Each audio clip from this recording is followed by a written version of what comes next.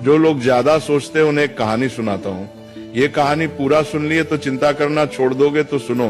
एक छोटे से गांव में आरव नाम का व्यक्ति रहता था। आरव बहुत मेहनती था, लेकिन उसकी एक आदत उसकी शांति छीन चुकी थी, बेहद चिंता करना।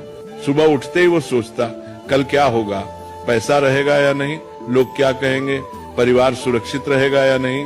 रात को सोने जाता, तब भी उसका दिमाग रुका नहीं करता। एक दिन अत्यधिक चिंता के कारण उसकी तबीयत बिगड़ गई। गांव के लोग उसे पास के पहाड़ पर रहने वाले एक संत के पास ले गए। संत बहुत सरल जीवन जीते थे, न ज्यादा बोलना न ज्यादा सोचना। आरव ने संत से कहा, महाराज, मेरा मन कभी शांत नहीं होता, मैं हर समय डर और चिंता में रहता हूँ। संत मुस्कुराए और पास रखी एक मिट्टी की मटकी उठाई। उन्होंने कहा, इस मटकी को पानी से भर दो।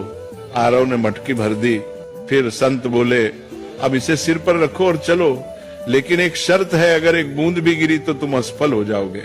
आरव पूरी तरह मटकी पर ध्यान लगाकर चलने लगा।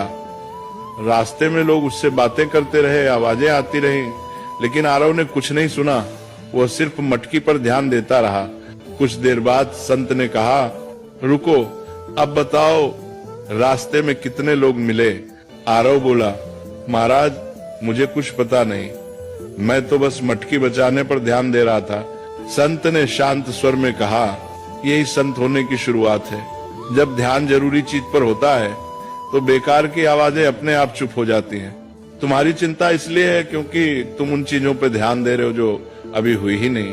फिर संत ने आगे कहा, जो तुम्हारे हाथ में है कर्म, उसे ईमानदारी से करो।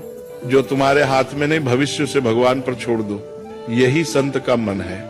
उस दिन आरव समझ गया, संत होना जंगल में जाना नहीं है, संत होना मन की अनावश्यक चिंताओं को छोड़ देना है। धीरे धीरे आरव ने चिंता कम की, वर्तमान में जीना सीखा, और वही व्यक्ति जो कभी बेचैन रहता था अब दूसरों को शांति की सीख देने लगा।